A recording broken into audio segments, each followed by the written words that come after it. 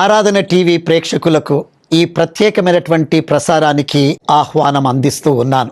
ఈ దినం మన స్టూడియోలో దైవ సేవలో ప్రపంచానికి ఎన్నో సేవలందించి ప్రఖ్యాతి గడించినటువంటి the most reverend doctor Govada Daivasirvadam తండ్రి గారు ఉండడం ఇది ఎంతో దీవెనకరం. బిషప్ తండ్రి గారు, ఆరాధన టీవీ స్టూడియోకి మీకు ఆహ్వానాన్ని అందజేస్తూ ఉన్నాను. తండ్రి గారు, మీ యొక్క బాల్యము, మీ కుటుంబము ఒక్క మాటలో మాకు పరిచయం చేయవలసిందిగా మనవి చేస్తున్నాను. కీర్తిశేషులు అభిషిక్త గురువులు గోవాడ దేవమణి గారు నా తండ్రి, సుగుణ సుందరం నా తల్లి. నా తండ్రి ప్రారంభంలో చర్చ్ ఆఫ్ ఇంగ్లాండ్ గురువుగాను, తర్వాత దక్షిణ ఇండియా సంఘంగా మారాక అందులోనూ గురువుగా వారు సేవలు అందించారు. నా తల్లి ప్రభుత్వ పాఠశాలలో ఉపాధ్యాయురాలు. వారు కూడా ఒక లూథరన్ గురువు గారి కుమార్తె అవటం వలన మా ఇంట్లో ఎంతసేపు మార్నింగ్ ఒక ప్రేయరు, రాత్రి ఒక ప్రేయర్తో అలా పెరిగాం. 10 మంది పిల్లల్లో నేను ఐఎమ్ ది యంగెస్ట్. అది నా బాల్యం. మరి వివాహము తండ్రి గారు? మరో గురువు గారి కుమార్తెనే చేసుకున్న దక్షిణ ఇండియా సంఘ గురువుల రెవరెండ్ తాబేటి దేవదత్తం గారు, కనకరత్నం అనే దంపతులకు వారి ఇంట్లో కూడా ఎక్కువ మంది కుమార్తెలే. వారి ఒక కుమార్తె రమణి రమ్య కృపను నేను వివాహం చేసుకున్నాను. నాకు 3 కుమారులు, ఒక కుమార్తె. అందరూ విద్యాధికులు, ఆయా దేశాల్లో చదువుకొని వాళ్ళ యోగ్యతలను బట్టి ఉద్యోగాలు చేసుకుంటూ ఉన్నారు. తండ్రి గారు, మీ లౌకిక ఎడ్యుకేషన్ చెప్తారా? నా ఆరంభ పాఠశాలలో నేను నా తల్లి ఉద్యోగరీత్యా చల్లపల్లి శ్రీమంతు రాజా హైయర్ సెకండరీ స్కూల్లో నా ప్రారంభ విద్య, తర్వాత ఏలూరు మున్సిపల్ హై స్కూల్లో నా యొక్క చదువును, ఆ పెదప మిస్సెస్ ఏవియన్ కాలేజ్ విశాఖపట్నంలో నా pre university, church of South ఇండియాకి చెందిన నోబుల్ కాలేజ్ మచిలీపట్నంలో నా డిగ్రీ ఇంగ్లీష్ లిటరేచర్లోను, ఆంధ్ర యూనివర్సిటీలోను ఎంఏ ఇంగ్లీష్ లిటరేచర్లో చేయటం జరిగింది. ఈ దేవుని యొక్క పిలుపును ఎలా అందుకున్నారు సేవకు? ప్రారంభంలోనే సేవకు రావాలనే ఆలోచన లేదు. ఒక స్పోర్ట్స్ పర్సన్గా ఉండటం వలన కళాశాలలో నేను నా ఆలోచన ఎంతసేపు ఏదో పోలీస్ ఇన్స్పెక్టర్ అవ్వాలనో అటువైపే నా యొక్క ఆలోచనలు చేసి దానికి సాధించాను. ఆ సందర్భంలో నాకు వ్యక్తిగతంగా bishop Fulton J Sheen life of Christ novel చదువుతూ ఉన్నాను నేను. అట్లాగే బిషప్ జేఏటి రాబిన్సన్ గారి ఆనెస్ట్ టు గాడ్ అనే నావెల్ చదువుతున్నా. ఈ 2 నన్ను నా హృదయానికి కొంచెం ప్రభావం చూపించినాయి. నేను కూడా ఒక మంచి సేవకుడుగా అవ్వగలుగుతానా అనే ఆలోచనలో కొంతకాలం గడిపాను. ఈలోపు నాకు పోలీస్ ఇన్స్పెక్టర్ ట్రైనింగ్కి రావాలనే ఆ సందర్భంలో నేను బిషప్ ఆనందరావు శామ్యూల్, నా బిషప్ గారు, వారిని కలిసి నా మనసులో ఉన్న ఆలోచన చెప్పినప్పుడు వారు, ఒకవేళ నీకు ఇది సేవకాల వెళ్ళాలని ఆసక్తి ఉన్నట్లయితే నువ్వు నిర్ణయం తీసుకోమన్నారు. So I took a decision thereby. వారు నన్ను తన గృహంలోనే 3 నెలలు నేను ఆయన ఇంట్లో ఉండి ఏలూరులో వారు పంపగా నేను కలకత్తా నగరంలోని ఆంగ్లికన్ కళాశాల బిషప్స్ కాలేజీలో నేను వేదాంత విద్యకు వెళ్ళడం జరిగింది. ఈ వేదాంత విద్య పూర్తి చేసుకుని రాగానే కానుమోలు అనే ఒక గ్రామంలో గురుసేవకు పంపడం జరిగింది. చాలా పెద్ద పాస్టరేట్ అది, 29 గ్రామాలు ఉండేవి. 1 year తొందరగా గడిచిపోయిన తర్వాత బిషప్ గారు నన్ను ఏలూరు క్రైస్ట్ చర్చ్కి గురువుగా పంపడం జరిగింది. అక్కడ మిగతా 4 సంవత్సరాలు నా సేవను ముగించిన తర్వాత పై చదువుల కొరకు వెళ్ళడం జరిగింది. నేను పై చదువులంటే మీకు ఒక ప్రత్యేకమైనటువంటి ధ్యేయం అనేది ఉండి ఉంటుంది. మీరు ఏం చేశారు? మాస్టర్స్లో ఏం చేశారు తండ్రి గారు? మరి అటు తర్వాత మీ డాక్టరేట్లో ఏ సబ్జెక్ట్ చేశారు? యునైటెడ్ థియాలజీ కాలేజ్ బెంగళూరు అనేది భారతదేశంలో ఒక అగ్రగణ్య వేదాంత కళాశాల. అది master of theology in systematic theology అనేది ఒక ప్రత్యేకమైనటువంటి అంశం. అది అందులోనే నేను మాస్టర్ ఆఫ్ థియాలజీ సబ్జెక్ట్ చేశాను. తర్వాత కొంతకాలం నేను ఆంధ్ర క్రైస్తవ వేదాంత లేక దైవజ్ఞాన కళాశాల హైదరాబాద్లో నా డయసిస్ నుంచి పంపడం చేత అక్కడ నేను విద్యార్థులను బోధించే లెక్చరర్గా కొంతకాలం పనిచేశాను. మరలా తిరిగి పై చదువులకు వెళ్ళాలనేది న్యాచురల్గా ఉంటుంది కాబట్టి అంతవరకు వచ్చి south Asia theological research institute బెంగళూరులో నా యొక్క ఎడ్యుకేషన్ని డాక్టర్ కేసీ అబ్రహాం వారి యొక్క లీడర్షిప్లో నా డాక్టరేట్ని చేయడం జరిగింది. ఇదన్నీ చదువులు చదివి అనుభవంతో మీరు ఈ దేశానికి మీరు ఇచ్చినటువంటి నాయకత్వము, మీ యొక్క సాక్ష్యము ఏంటి తండ్రి గారు? మన చదువులు ఒక వేదాంత పటిమను మనకి కలుగు చేస్తుంది. క్రీస్తునందలి మన విశ్వాసాన్ని మరింత లోతుగా పెంపొందింపజేస్తుంది.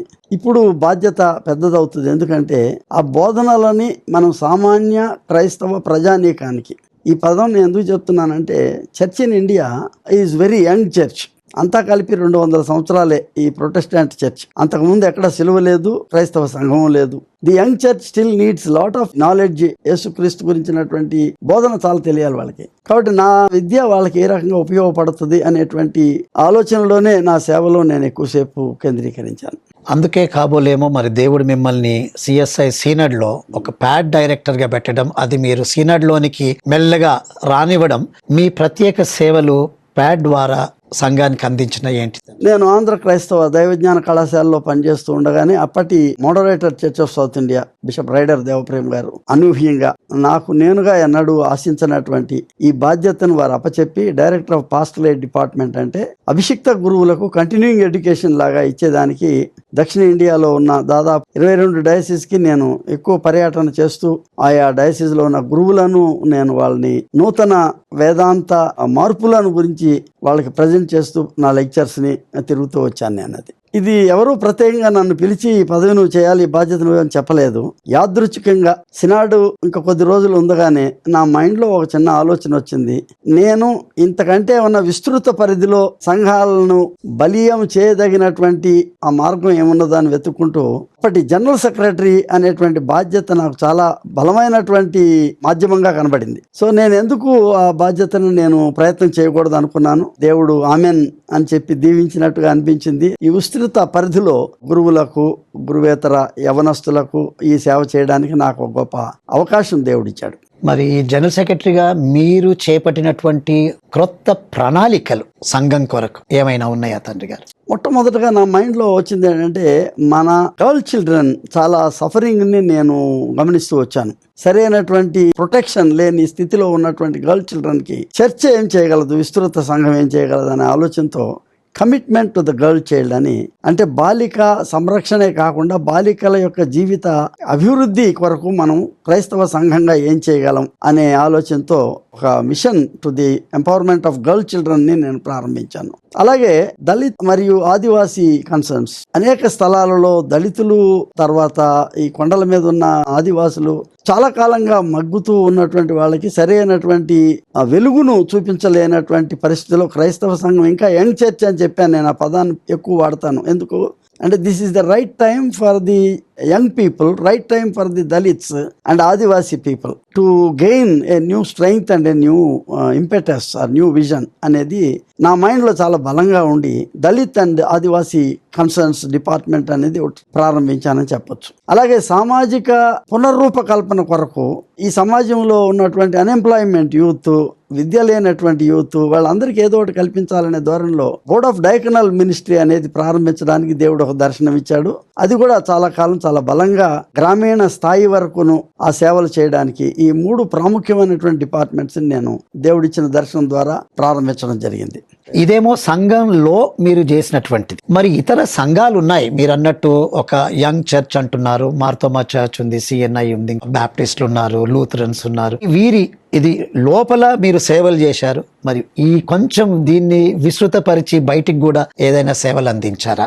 జనరల్ సెక్రటరీ అయినప్పుడు నేను 40s లోనే ఉన్నాను. పెద్ద సంఘానికి చిన్నవాడిని జనరల్ సెక్రటరీ ఉండటం, కొన్ని అవకాశాలు ఎదురు చూస్తున్నా సరే నాకు నేను చొరవగా చేసుకోవడమే తప్ప నన్ను ఎవరు పుష్ చేయరేమో అని.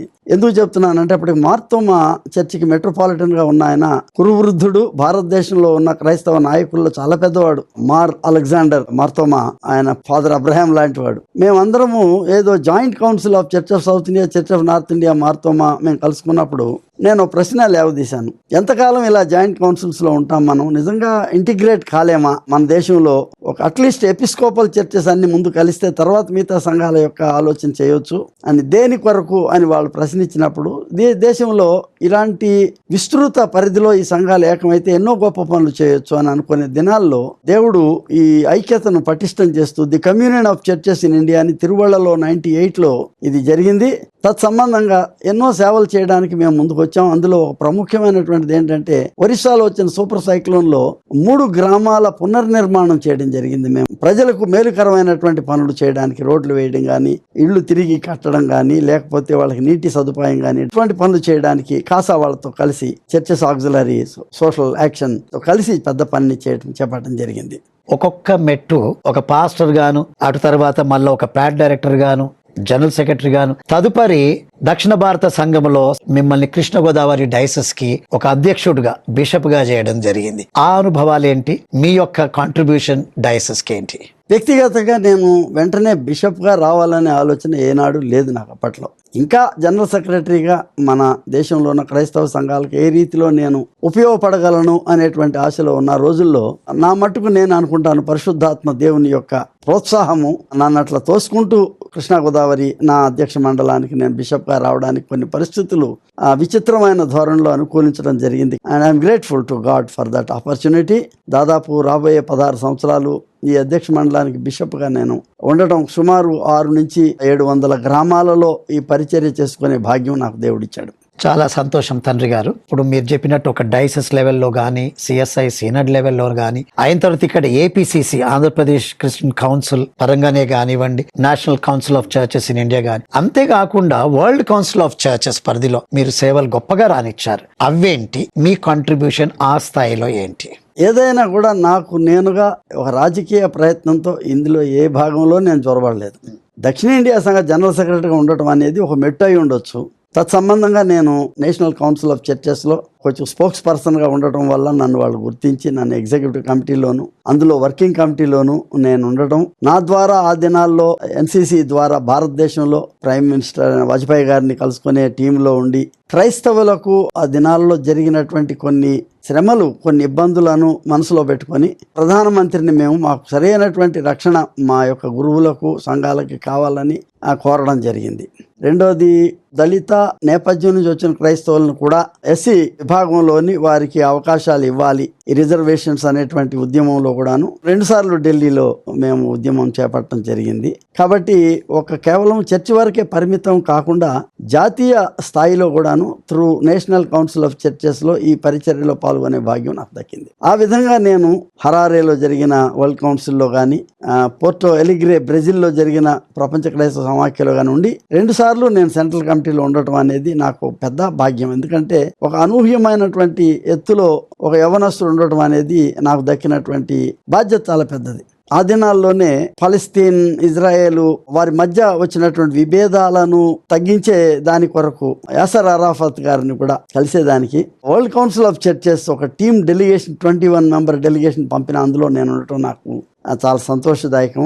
డెకరేటివ్గా ఉండటం కాకుండా మా కాంట్రిబ్యూషన్ కూడా చేయటం సంతోషం. అలాగే ఎస్టిమోర్ ప్రాబ్లంలో ఇండోనేషియాలో జరిగినటువంటి ముస్లిం క్రైస్తవ వివాదాల మధ్య 5 మెంబర్స్ ద్వారా మేము పోయి సమాధానానికి మీరు ప్రయత్నం చేయండి అన్నప్పుడు మేము వాళ్ళ మసీదుల్లోనూ, నేషనల్ పార్టీ ప్రెసిడెంట్ గారితోనూ, దేశం వైస్ ప్రెసిడెంట్ గారితోనూ వాళ్ళ ఇళ్లలో వాళ్ళతో ఉండి ఇటువంటి ఈ సమస్యను పరిష్కరించేదానికి మేము సూచించినటువంటి కొన్ని సమాధాన అంశాలను ఒక్కొక్క రీతిలో మేము ప్రతిపాదించడానికి వెళ్ళాము అక్కడికి. అలాగే కందమ్మాళ్ళలో ఒరిస్సాలో జరిగినటువంటి క్రైస్తవ దాడుల పైన దాన్ని పరీక్షించి దాని రిపోర్ట్ ఇవ్వడం కొరకు ఒక 5 మెంబర్స్ని ప్రపంచ క్రైస్తవ సమాఖ్య పంపినప్పుడు ఆ టీముని నేను లీడర్షిప్తో డెలిగేట్ చేయడం జరిగింది. ఇవి WCC ద్వారా నేను ఇచ్చినటువంటి కాంట్రిబ్యూషన్.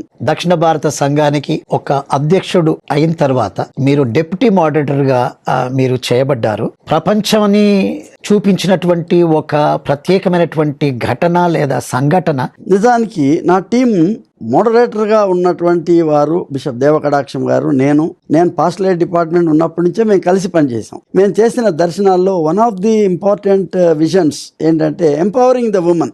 ఆ సందర్భంలోనే పాలిన్ సత్యమూర్తిని general secretary of church of South ఇండియాగా మేము చేయటం, విమెన్ లీడర్షిప్ని తీసుకురావడం అనేది ప్రపంచంలో దక్షిణ ఇండియా సంఘ నాయకత్వం ద్వారా. రెండవది, బిషప్పుల్లో కూడాను ఒక స్త్రీ బిషప్ కాగలదా అనేటువంటి ప్రశ్నకు జవాబుగా అభిషిక్త గురువు అయినటువంటి రెవరెండ్ పుష్ప లలిత అమ్మగారిని మరి మొట్టమొదటగా విమెన్ బిషప్గా దక్షిణ ఇండియా సంఘానికి తీసుకురావడం అనేటువంటిది ఆ దినాల్లో మేము కలిసి చేసినటువంటి ఒక ఆత్మీయ ప్రక్రియ. అది భారతదేశాన్ని బయట దేశాలకి ఇంత ధైర్యాన్ని, ఇంత గొప్ప చొరవను, దర్శనాన్ని చూపగలిగిన సంఘంగా నిలవబెట్టడం జరిగింది. మరి మోడరేటర్ గా మీరు ఉంటున్నటువంటి సమయంలో ఒక కాన్స్టిట్యూషన్ నే రివిజన్ గా చేసి మారుతున్న ప్రపంచంలో మరి సంఘం కూడా మారుతూ దేవుని యొక్క సేవను చేయాలన్నటువంటి ఉద్దేశంతో ఈ అమెండ్మెంట్స్ అనేటివి మీరు ప్రవేశపెట్టారు. దక్షిణ ఇండియా సంఘం ప్రారంభమే అఫ్కోర్స్ ఇవాళకి 78 సంవత్సరాలు. ఆ దినాల్లో 50 సంవత్సరాలు అయినప్పుడు కొంచెం అటువంటి సూచనలు చేశాము.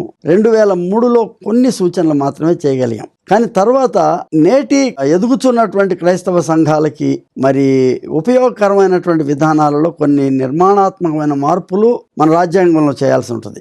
దాని ద్వారా సాధారణ సభ్యుల వయ పరిమితి గురించి కానీ, లేకపోతే గురువుల వేదాంత విద్యా విధానంలో కానీ ఒక నిలకడతో స్థిరతతోనూ ఉండేటటువంటి నాయకత్వం గురించినటువంటి ఆలోచనతో కానీ క్రైస్తవ రాజ్యాంగాన్ని, దక్షిణ ఇండియా సంఘ కాన్స్టిట్యూషన్ని నా ముందున్న జనరల్ సెక్రటరీ గారు ప్రొఫెసర్ జార్జ్ కోషి, నేను కలిసి కొంతమంది సీనియర్ బిషప్స్, కొంతమంది సీనియర్ లే లీడర్స్, మెన్ అండ్ ఉమెన్ అందరం కలిసి దగ్గర దగ్గర కాన్స్టిట్యూషన్ ని ఒక రాడికల్ రివిజన్ ని తీసుకురావడం జరిగింది. అందులో ఏ డయాసిస్ ఆ డయాసిస్ అటానమస్ గా ఎప్పటికప్పుడు వాళ్ళు ఎన్నికలు చేసుకోవడాలు కాకుండా కోటర్మినస్ అందరము కలిసి సినాడ్ టర్మ్ తో సరిపడే విధానంలో కాల పరిమితిలో అందరం కలిసి 3 సంవత్సరాలకు ఒకసారి డయాసిస్ కౌన్సిల్ చేయాలా. సమాజంలో భారతదేశంలో ఉన్నటువంటి వయో పరిమితిని అనుసరించి మరి గురువు కూడా ఒక రిటైర్మెంట్ ఏజ్ కొంచెం పెంచితే బాగుంటుంది అనే దృష్టిలో 67 సంవత్సరాల వరకు పెంచడం కానీ ఇటువంటి కొన్ని నిర్ణయాలు తీసుకోవడం కొరకు మరి 2 సార్లు 2 టర్మ్లు మాత్రమే ఏ నాయకత్వం అయినా కూడా, అంటే church is so big, you know millions of people ఉన్నారు ఈ సంఘంలో, చాలా మందికి ఈ నాయకత్వ అవకాశాలు రావాలి. ఆ దృష్టిని పెట్టుకొని మనం ఏం చేసామంటే నాయకత్వం ఏదైనా కూడాను 2 టర్మ్స్ చేసిన తర్వాత కొంత గ్యాప్ రావాలా, వేరే వాళ్ళకి అవకాశం రావాలా. ఇటువంటి నిర్ణయాలతో కాన్స్టిట్యూషన్ ని 2016లో నేను మోడరేటర్ ఉండగా దేవుని కృప వలన ఈ నిర్మాణాత్మకమైనటువంటి మార్పులతో రాజ్యాంగం సవరించడం జరిగింది. మీరు గొప్ప ప్రసంగికులు. మీ యొక్క ప్రసంగం వినడం ఎప్పటికైనా అది దీవెనకరం. అదే రీతిగా ఎక్కడ ఉపన్యాసాలు ఇచ్చినా నేను కూడా విన్నాను. చాలా ప్రభావితమైనటువంటి ఉపన్యాసాలు మీరు ప్రపంచ వ్యాప్తంగా అది చేస్తూ వచ్చారు. మరొక కోణంలో మిమ్మల్ని చూస్తే ఒక 40 పాటలు మీరు రచించారు, భజనలు రచించారు. ఆత్మనొసగుమ జీవాత్మనొసగుమ, ఇది క్రైస్తవ తెలుగు ప్రపంచానికి చాలా దీవెనకరంగా ఉన్నటువంటి పాట. దీంతో ఇంకా మరికొన్ని పాటలు, భజనలు. ఇది చాలా గొప్ప విషయం తండ్రి గారు. ఏంటి మీ అనుభవము? ఈ పాటల ద్వారా మీరేం చేశారు? ఈ పాటలు రాయటం కానీ భజనలు రాయటం కానీ ఇది కేవలం ఎవరో మెప్పు కొరకు చేసేది కాదు. ఇది లైఫ్ కావాలి సంఘంలో. క్రైస్తవ సమాజాన్ని ఉద్యమముతో ఉద్దీపనతో దీన్ని ముందుకు సాగేటువంటి సంఘంగా చేయడం కొరకు ఎన్నో కొత్త కొత్త విధానాలు మనకు కావాలి. అందులో ఒకటి, పూర్వకాలంలో మన సంఘాల్లో భజనలు కానీ కీర్తనలు కానీ పాడుకుంటూ గ్రామాల్లో ప్రజలను ఉత్సాహపరిచినటువంటి ఆనాటి అమాయకత్వంతో జరిగిన సేవ పామరుల మధ్య పెద్దవాళ్ళు చేశారు. ఈ దినాల్లో నాకు అనిపించింది కొన్ని భజనల ద్వారా ప్రజలకి అందుబాటులో యవనస్తులు ఉండాలి అనేది. వాళ్ళు సంఘం లోపలికి ఆసక్తిదాయకంగా రావాలంటే వాళ్ళ నోట్లో కొన్ని ప్రాముఖ్యమైనటువంటి ఇటువంటి కీర్తనలు ఉంటే తప్ప సంఘం వైపు రారు. వాళ్ళు ఏముంది సంఘంలో ఆకర్షణ అనుకోవచ్చు. వాళ్ళు క్రీస్తుని భజించడంలోను స్తుతించడంలోను వాళ్ళ భాషలోనే వాళ్ళు అందుబాటులో ఉండేటువంటి పదజాలంతో రావాలనే కోరికతో నేను కొన్ని భజనలు చేసి యవనస్తులకు కావాల్సినటువంటి రానిమ్ము దైవరాజ్యం అనేది 2000 మంది యువతి యువకులను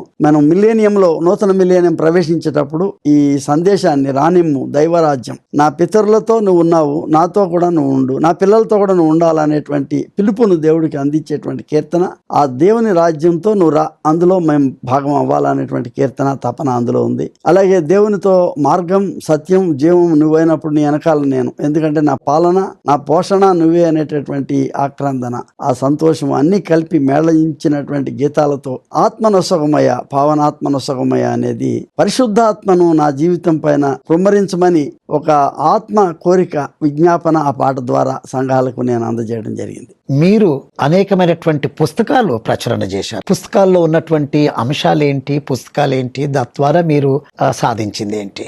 నా చిన్నప్పటి నుంచి చూస్తున్నాను నేను, కొంతమంది చాలా ప్రయత్నం చేశారు. కిరణం అని ఒక మ్యాగజైన్ ఉండేది, కాపరి అని మసిలమణయ్య గారు మ్యాగజైన్ ఉండేది. రాను ఏమైపోయినాయి అంటే ఈ మ్యాగజైన్స్ ని కరువు అయిపోతున్నాయి. అంటే ఎక్కువ మంది ఆదరించకపోయిందా లేకపోతే మనం రాసేవాళ్ళు తక్కువయ్యారని తెలియలేదు. కానీ నాకు అవి లేకపోవడం అనే సంఘాలకు సాహిత్యం అందలేదు, సంఘాలకు ఈ విశ్వాస ప్రకటన అంటే వైబ్రెంట్ వేలో జరగలేదు అనేటువంటిది నా మైండ్లో పడింది. ఎక్కడ ప్రారంభం? వేదాంత విద్యలో లేక దైవజ్ఞాన కళాశాలల్లోనూ ఏదో ఇంగ్లీష్లో దొరికినటువంటి థియలాజికల్ రిసోర్సెస్ని చదవాలనేటువంటి దాని ధోరణి తప్ప మన భాషలో మన లెక్చరర్లు అందించినటువంటి నోట్స్తోనే మనం లిమిట్ అయిపోయి రావడం నాకు ఎందుకో నచ్చలేదు అనిపించింది. చాలా మంది గురువులు నా ముందు ప్రయత్నం చేశారు. తెలుగు భాషలో రాసినటువంటి పుస్తకాలు చాలా ఉన్నాయి, నేనేం ప్రథముని కాదు. నాకు కూడా ఏమనిపించిందంటే నా జ్ఞానాన్ని ప్రదర్శించుకోవడానికన్నా ఇంగ్లీష్లో రాయాల్సిన ఆర్టికల్స్ కాదు, కానీ నా తోటి మా గురువులు మా సంఘాల్లో పనిచేసే బోధకులకు లే నాయకులకు నాయకురాండ్రకు అందుబాటులో ఉండాలా ఈ సాహిత్యం. మనం చదివినటువంటి ఈ ఆంగ్ల వేదాంత మా ధోరణి, ఆ సారాంశాన్ని ఎలా అనువదించగలం మనం అనేటువంటిది మైండ్లో ఉంది నాకు. తత్సంబంధంగా నేను రాసినటువంటి కొన్ని పుస్తకాలు సామాన్య నాయకులకు మరి మా గురువులకు తెలుగు భాషలోనే ఈ సాహిత్యం అందుబాటులో ఉండాలని నేను చేసిన ప్రయత్నంలో ఓ 4 పుస్తకాలు అటువంటి రాశాను. ఇంకా రాయాలనేటువంటి తపన నాకు ఉన్నది. ఎందుకంటే ఎంతవరకు రాయగలిగితే అంత. దేవుడు నాకు ఇచ్చినటువంటి ఆలోచనలు, దర్శనాలు, తలంపులు వాటిని అనువదించి మన గురువులకు, ముఖ్యంగా ఈ గ్రామీణ ప్రాంతంలో ఉన్నటువంటి గురువులకు సాహిత్యం, ఈ లిటరేచర్ దొరకదు. అది లేనప్పుడు గురువులకు కేవలం ప్రార్థన మీదే ఆధారపడి చెప్పే మాటలే కాకుండా కొంత ఈ సాహిత్యం దోహదం చేస్తుంది అనేటువంటిది నా అభిమతం. చాలా వందనాలు తండ్రి గారు.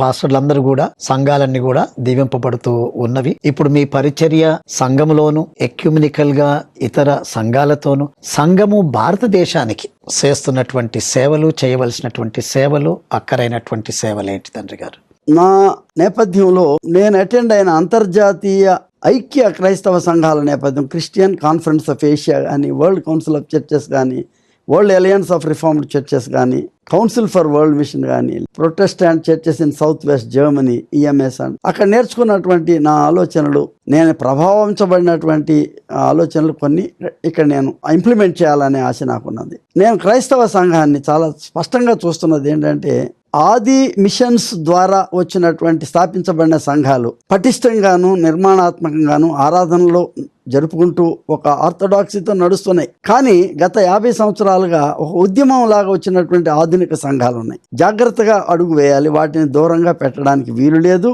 వాళ్ళు ఈ మిషన్ చర్చెస్ని చూసి భయపడి దూరంగా ఉండాల్సిన అవసరము లేదు.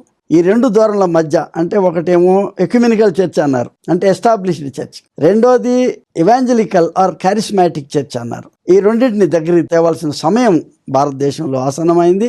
ఎందుకంటే చర్చి ఇక్కడ మైనారిటీగా ఉన్నప్పుడు భారతదేశంలో మనము ఈ ధోరణులను కలుపుకుంటూ ఈ దర్శనం ద్వారా క్రైస్తవ బలమైన సాక్ష్యాన్ని చూపించాలంటే ఎట్లా? ఆరాధన వారు ప్రారంభించినటువంటి రన్ ఫర్ జీసస్ ఉందనుకోండి, వన్ ఆఫ్ సచ్ ఎఫర్ట్స్. ఇట్లా ఇంకెన్ని తీసుకురాగలగాలి మనము? ఇటువంటి ధోరణిలో ఇటువంటి సంస్థలు ముందుకొచ్చి క్రైస్తవ సంఘాల ఉనికిని, ఈ క్రైస్తవ సంఘాల ఐక్యత ద్వారా ఈ ఉనికిని చాటించాలి, ఈ సాక్ష్యాన్ని తీసుకురావాలనేది నా ఆశ. బహుశా నేను ఇవాళ ఇక్కడ కూర్చోవడంలో కూడా ఒక భాగం ఏంటంటే, ఇప్పుడు ఆరాధన టీవీ ఛానల్ వారు ఇస్తున్న లీడర్షిప్పే కాకుండా ఇంకా కొత్త ఆలోచనలు ఈ ఆధునిక కాలంలో ఉన్నటువంటి అల్ట్రా మోడర్న్ టెక్నాలజికల్ డెవలప్మెంట్స్ ద్వారా ఎంత బలంగా క్రైస్తవ సాక్ష్యాన్ని మనం ఈ విస్తృత సమాజానికి మనం అందించాలి. ఇది నా ఆలోచన. చాలా సంతోషం తండ్రి గారు. మరి నేను అడగలేనిది, ఇంకా నా దగ్గర ఏం లేనిది, అతీతంగా మీరు ఏదైనా పంచుకోవాలన్నా మా ప్రేక్షకులతోనే కానివ్వండి, క్రైస్తవ సమాజంతోనే కానివ్వండి, పాస్టర్స్ తోనే కానివ్వండి, ఏదైనా మీ హృదయంలో ఉన్న మాట. 40 సంవత్సరాల పైబడిన నా యొక్క యాక్టివ్ మినిస్ట్రీ, ఆ తర్వాత 6 సంవత్సరాలు అయింది నేను రిటైర్ అయ్యి. అంటే దాదాపుగా ఒక 50 సంవత్సరాల పరుగు ఇది. ఈ ఆధ్యాత్మిక పరుగులో నేను గ్రహించింది ఏంటంటే, church is still young in this country. ప్రపంచ క్రైస్తవ సంఘాలకు పోల్చుకుంటే 1000 సంవత్సరాల సంఘాలు, 2000 క్రైస్తవ సంఘాల మధ్య మన Protestant churches in this country are maximum 300, average 200 సంవత్సరాల వయసు కంటే మించి లేదు. చాలా నేర్చుకోవాలి మన భారతదేశ క్రైస్తవ సంఘం. ఇక్కడికే పరిణితి చెందిందనే భావన రాకూడదు మనకి. ఎందుకంటే we still have to learn so much. అందుకని నేను ఎప్పుడు ఏం చెప్తానంటే, we have to see beyond the borders. మన అంచులు దాటి చూడాలి. ఈ క్రైస్తవ సంఘం అనేటటువంటి నావ ఇలా ముందుకు శైలి అవుతా ఉంది, ఎక్కడికి వెళ్తుందో తెలియదు. ఆ వెళ్లే దారి అంతా కూడాను నువ్వు ఈ సువార్తను వెదజల్లుకుంటూ వెళ్లేదానికి కావాల్సినటువంటి బలమైన ఆ నేపథ్యాన్ని, సాక్ష్యాన్ని, అనుభవాన్ని నీలో ఉండాలి. మై సెకండ్ పాయింట్ ఈస్, ఏది సుఖంగా మన చేతికి అందిపుచ్చు రాదు. అది ఏదో మన తల్లిదండ్రులు మనకి ఆహారాన్ని తయారు చేసి వాళ్ళ జీతాల ద్వారా వచ్చింది, మనల్ని పోషించడానికి పనికి వచ్చింది, బాగుంది. What about future? నువ్వెప్పుడు నిలబడతావు? ఈ క్రైస్తవ సంఘం మిషనరీలు తీసుకుని వచ్చి నిలబెట్టిన ఈ సంఘానికి మనం రంగులేసి మనం వాటికి ఇంకేదో సోకులు చేయాలనేది కాకుండా, when will you build or rebuild this church for the next generation? అలా కాకుండా మెకానికల్గా, యాంత్రికంగా ఇదే ఆరాధన విధానాలతో, ఇదే యాంత్రికంగా ఉండే ప్రోగ్రామ్స్తో నడవాలంటే ఈ సంఘం, I think it is two narrow. 3వ భాగం ఏంటంటే, మనం దేవుణ్ణి ప్రచురం చేసేటప్పుడు ఇప్పుడు కొన్ని చోట్ల మనం చూస్తున్నాం ఏంటంటే ఇతర మతాల ధోరణిలో మనం విమర్శాత్మకంగా చూడడం అనేది తగ్గించేయాలి. ఇక తప్పది. ఎందుకు, మన మిషనరీలు వచ్చినాడు మన పితరులు అమాయకపు భక్తితో ఈ వ్యాపకంలో క్రైస్తవ సువార్త వ్యాపకంలోను వీళ్ళు వెళ్ళినప్పుడు ఆనాడు రామ మందిరం దగ్గర నుంచొని వీళ్ళు సేవ చేయాలన్నప్పుడు ఎవరు ఆపలేదే మిమ్మల్ని? ఆనాడు వాళ్ళు ఎవరు ఆపలేదు మిమ్మల్ని.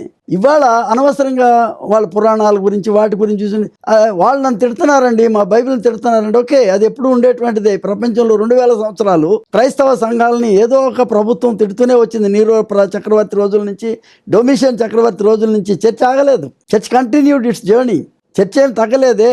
రాను రాను ప్రభవించి చాలా పెద్దగా అయినటువంటి ఈ సంఘానికి నువ్వేదో దీని గార్డియన్ లాగా, నువ్వు కేర్ టేకర్ లాగా వాళ్ళని తిట్టాలి, ఆ దేవుడిని తిట్టాలి, ఈ దేవుడిని తిట్టాలి అనేటువంటి ఈ ప్రయత్నాలు ఆపాలని నేను అనుకుంటున్నాను. ఎందుకంటే చర్చికి ఇది భవిష్యత్తుకి క్రైస్తవ సంఘాలకు మంచిది కాదు. అనవసరంగా కోరి తెచ్చుకున్న శ్రమలు అవి. దేవుడికి శత్రువులు ఎవరు లేరు. నువ్వు కొత్తగా నీ శత్రువుల్ని దేవుడి శత్రువులు చేయాలని ప్రయత్నం చేయకండి. అది నా సందేశం. దేవుడు అందరికీ దేవుడు. అపోస్తల కార్యం 10వ అధ్యాయం 36వ వచనం, యేసుక్రీస్తు అందరికీ ప్రభు అయినప్పుడు మనము ఎవరమండి? వాళ్ళు వేరు, అన్యులు, వీళ్ళు. ఆ పదమే ఇష్టం లేదు నాకు, హీదెన్, అన్యుడు అనేది. మనమే అన్యులు, మెల్లగా వచ్చాం క్రైస్తవ విశ్వాసంలోకి. ఇంకా there are plenty of people, God invites them. ఒక హుస్సేన్ని పిలుస్తున్నాడు, ఒక శ్రీనివాసరావుని పిలుస్తున్నాడు, ఓ దైవాశీర్వాదాన్ని పిలుస్తున్నాడు ఆయన. లేదండి దైవాశీర్వాదం పేరుంది నన్నే పిలుస్తున్నాడు అనుకునేది మంచి సందేశం కాదు. అది నీకు చేత అయితే ఈ క్రైస్తవ ముందు మన గృహాన్ని చక్కబెట్టుకునే దానికి మన చుట్టూ ఉన్నటువంటి అదర్ స్ప్రౌట్స్, అది ఎవాంజలికల్ చర్చే కానీ, క్యారిస్మాటిక్ చర్చే కానీ, ఇంకో రిఫార్మ్డ్ చర్చే కానీ, why not we join together? నీ స్ట్రక్చర్ను ఉంచుకో, ఆర్గనైజేషన్, నీ అడ్మినిస్ట్రేషన్. బట్ ఫర్ సాక్ష్యానికి మనం కలిసి కట్టుగా కొన్నిసార్లు ముందుకు రావాలేమో. ఈ దేశంలో దేశాన్ని గౌరవించాలి, దేశ నాయకత్వాన్ని గౌరవించాలి, మన చుట్టూ ఉన్నటువంటి ఇతర మతాలను గౌరవించాలి. నెమ్మదిగా నీ యొక్క సేవను ముందుకు సాగేటట్టు చేసుకోవాలి తప్ప శత్రుత్వాన్ని పెంచుకోవడానికి ప్రయత్నాలు చేయటం అనేది తప్పది. ఎందుకంటే దేవుడు అందరికీ దేవుడు, రాజ్యంలోనికి అందరినీ ఆహ్వానిస్తున్నాడు ఆయన. And this is my message in nutshell. And therefore respect all other denominations, respect all other communities, respect all other religions. There is lot to learn and lot to teach. Thank you. Wow, తండ్రి గారు మీ అమూల్యమైనటువంటి సందేశానికి చాలా వందనాలు. ఆరాధన TV ప్రేక్షకులందరి పక్షాన, ఆరాధన TV channel పక్షాన హృదయపూర్వకమైనటువంటి ధన్యవాదాలు మీకు తెలియజేసుకుంటూ. చాలా సంతోషం అండి. Thank you. యేసుక్రీస్తు శిలువ సువార్త, ఆయన ఉత్థాన సువార్త ప్రకటించేదారు. ఈ ధోరణిలో నా జీవితంలో ఒక ఆల్మోస్ట్ పెనల్టిమేట్ స్టేట్లో ఉన్నానని నేను అనుకుంటున్నాను. ఈ సందర్భంలో మరి ఆరాధన టీవీ యాజమాన్యం వారు నాకు ఇచ్చిన ఈ అవకాశాన్ని బట్టి వారికి నా యొక్క కృతజ్ఞతలు చెప్పడమే కాకుండా ఇంకా రాబోయే ఈ కాలంలో ఆధునిక పరిజ్ఞానంతో కూడినటువంటి మాధ్యమికాలతో ఈ సేవను కొనసాగించే రీతిలో దేవుడు మిమ్మును ఈ సేవను బహుగా దీవించాలని కోరుతూ, నాకు చేసినటువంటి ఈ యొక్క సంభాషణ ఈ మాధ్యమం ద్వారా మీరు నాకు ఇచ్చినటువంటి ఈ ప్రశ్నలు చాలా ఉపయోగపడతాయి. నాకు కూడాను, మన స్నేహితులకు, విశ్వాసులకు ఉపయోగపడదని నేను అనుకుంటున్నాను. అండ్ ఈ సమయం మీరు ఇచ్చినందుకు కూడా మీకు నా యొక్క వందనాలు తండ్రి. God bless you. ఆరాధన ప్రేక్షకులందరికీ థ్యాంక్ యూ.